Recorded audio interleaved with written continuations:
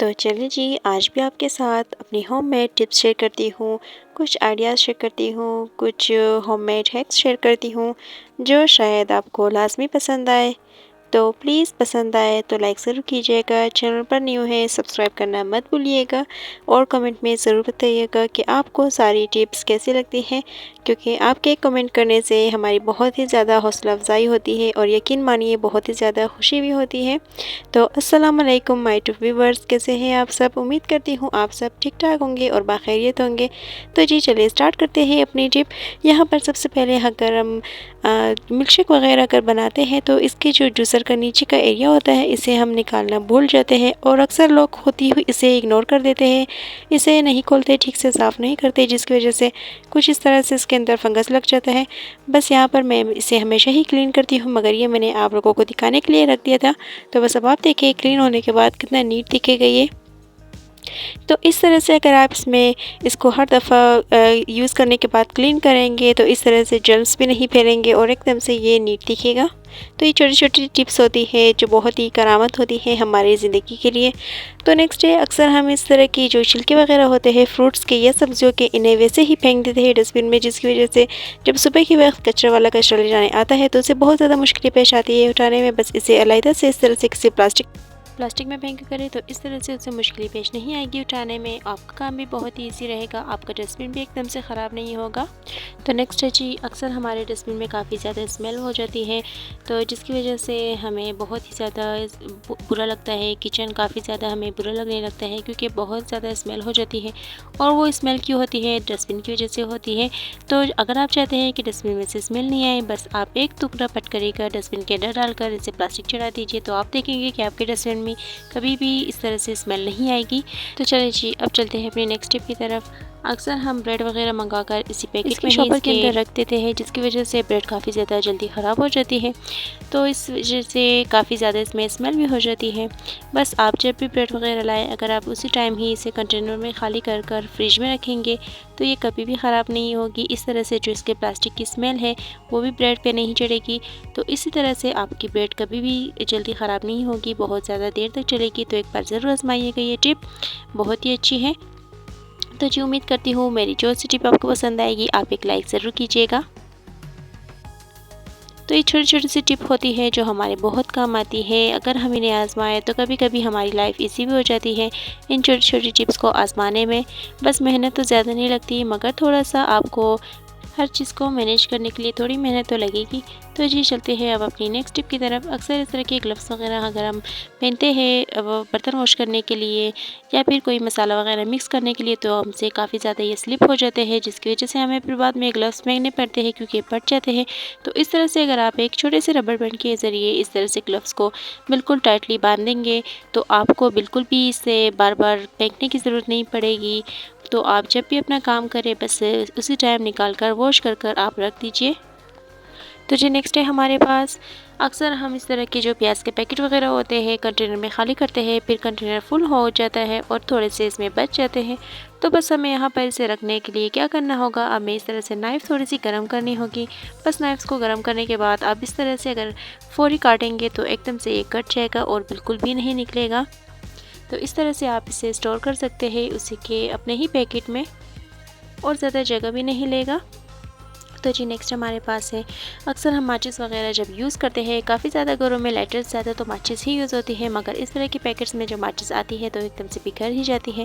तो बस यहाँ पर एक छोटा सा स्टैंड था मेरे पास, बिल्कुल बेकार पड़ा हुआ था, तो मैंने सोचा चले मैं इसमें माचिस ही अरेंज कर लेती हूँ।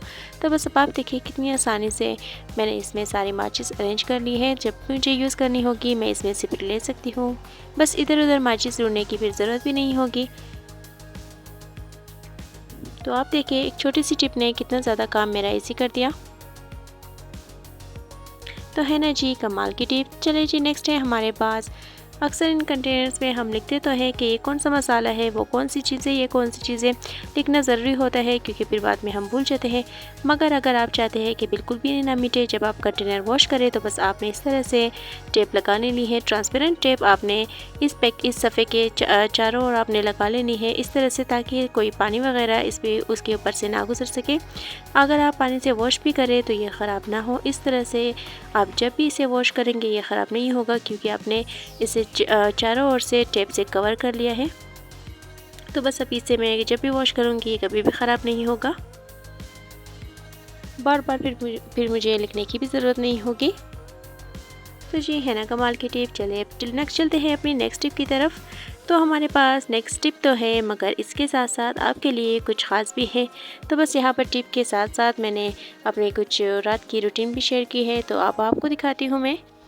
तो जी अगर आप चाहते हैं कि मैं टिप्स के अलावा भी आपके साथ अपनी डेली रूटीन की व्लॉग भी शेयर करूँ, वीडियोस भी शेयर करूँ, तो प्लीज़ कमेंट में मुझे ज़रूर बताइएगा, ताकि मैं आपको दिखा सकूँ डेली की रूटीन। या फिर अगर आप चाहते हैं कि सिर्फ टिप्स शेयर करूँ, आपके साथ हैक्स शेयर करूँ, तो प्लीज़ ये भी ज़रूर बताइएगा मुझे कॉमेंट सेक्शन में।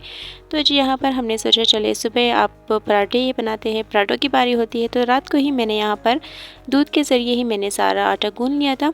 तो बस यहाँ पर मैंने इसमें कुछ भी नहीं डाला, सिर्फ़ और सिर्फ मैंने इसमें नमक डाला है। कुछ लोग ईस्ट वगैरह भी इस्तेमाल करते हैं, सोडा भी यूज़ करते हैं पराठे बनाने के लिए, रोटियां बनाने के लिए। बस मैंने सिर्फ़ और सिर्फ इसमें नमक डाला है। साथ में मैंने यहाँ पर थोड़ा सा ऑयल डाल दिया था। फिर यहाँ पर मैंने दूध से ही सारा आटा गूँध लिया था, क्योंकि मैंने इसमें ज़्यादा पानी यूज़ नहीं करना था। बस थोड़ा सा ही मैंने इसमें पानी डाला है, तकरीबन हाफ़ कप के करीब मैंने इसमें पानी डाला। फिर बाकी ये सारा जो आपको दिख रहा है पूरा दूध का पैकेट ही मैंने इसमें शामिल कर दिया था, क्योंकि दूध के पराठे, दूध से जो हम आटा गूँधते हैं इसके पराठे बहुत ही ज़्यादा टेस्टी और खस्ता आते हैं, तो खाने में बहुत टेस्टी लगते हैं। तो बस यहाँ पर अब मैं आटा गूँध रही थी। रात को ही मैंने आटा गूँध लिया था, क्योंकि सुबह को मैंने पराठे बनाने थे। तो पराठे हमारे घर ज़्यादा नहीं बनते, बहुत ही कम बनाती हूँ मैं पराठे, क्योंकि ज़्यादा ऑयली खाना ठीक नहीं होता सेहत के लिए, कभी कभी तो चलता है। तो जी चले अब नेक्स्ट है हमारे पास बस ये आटा बिल्कुल गूँध लिया था मैंने। चले अब इसे कवर कर रख देते हैं सुबह तक। तो बस यहाँ पर मैंने किचन में ही से किसी मोटे इस तरह के, जो भी आपके पास अगर कवर वगैरह हो, क्लॉथ वगैरह, आप उसमें कवर कर से रख दीजिए। सुबह तक एकदम से ये रेडी होगा आपको यूज़ करने के लिए। तो बस यहाँ पर मैंने इसे कवर कर रख दिया था। फिर सुबह के टाइम मैंने इसे यूज़ करना था। तो चले जी अब इसे मैं थोड़े से पेड़े बना देती हूँ। पेड़े बनाने के लिए काफ़ी ज़्यादा आटा चिपक रहा था, तो मैंने इसके ऊपर थोड़ा सा खुश्का डाल दिया आटे का। तो बहुत ही इजीली इस तरह से पेड़े बन जाते हैं अगर आप बनाना चाहें तो।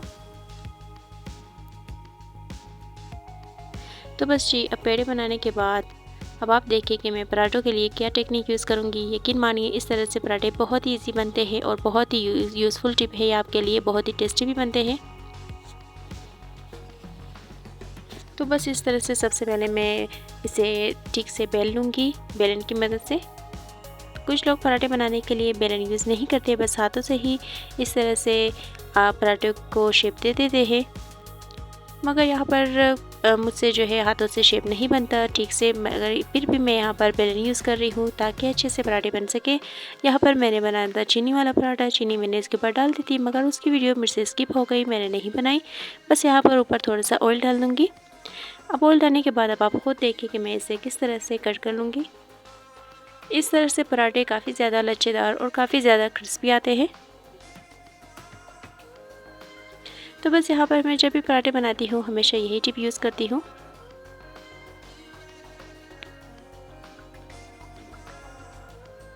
तो बस अब आप देखते जाइए कि किस तरह से बहुत ही टेस्टी पराठे बनेंगे। वैसे तो मैं ज़्यादा पराठे नहीं बनाती, मगर जब बनाती हूँ तो बहुत ही ज़्यादा क्रिस्पी और टेस्टी बनते हैं। तो बस अब हमने कर लिया था इन्हें रेडी। अब आप देखिए कितने ज़्यादा पेड़े बनाकर मैंने रख दिए थे। बस यहाँ पर मुझे 2-4 पेड़ों की ही ज़रूरत थी, बाकी मैं फ्रीज़ कर लूँगी। तो जी चलिए जी अब इसे भी बेल लेते हैं। तो बस यहाँ पर जब पेड़े बनाकर आप सारे एक साथ रख दीजिए तो उसके बाद ही आप बेला कीजिए, क्योंकि इस तरह से आपका काम बहुत ही ईजी होगा।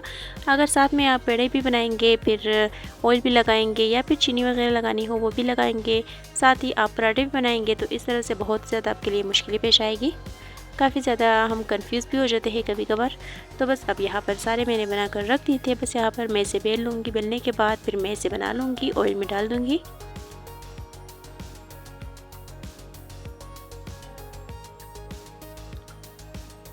मेरे पास यहाँ पर नॉन स्टिक का तावा था। अगर आपके पास जो रेगुलर तावे होते हैं रोटी बनाने के लिए, अगर वो है तो और भी अच्छा है, मगर अगर मेरे एक्सपीरियंस देखें आप तो नॉन स्टिक के तावे पर पराठे बनाना या रोटी बनाना कुछ ठीक नहीं बनता। वो कलर पराठों पर नहीं आता जो आम तावों पर बनाने के बाद आता है। तो बस यहाँ पर मैंने तो सोच लिया था कि मैं अब से मैं ये यूज़ नहीं करूँगी। बस यहाँ पर मैंने साथ में चाय भी रख दी थी सुबह के टाइम के, चाय भी साथ में बनती जाए मेरा काम, ताकि जल्दी हो। बस जी व्यूवर्स, आज की वीडियो इतनी तक थी। मैंने सोचा चले आपके साथ कुछ और भी शेयर करते हैं, कुछ न्यू भी शेयर करते हैं। रोज़ाना टिप देख कर आप शायद बोर भी हो जाएंगे। तो जी अगर आपको पसंद आए तो प्लीज़ लाइक ज़रूर कीजिएगा। चैनल पर न्यू है सब्सक्राइब करना मत भूलिएगा।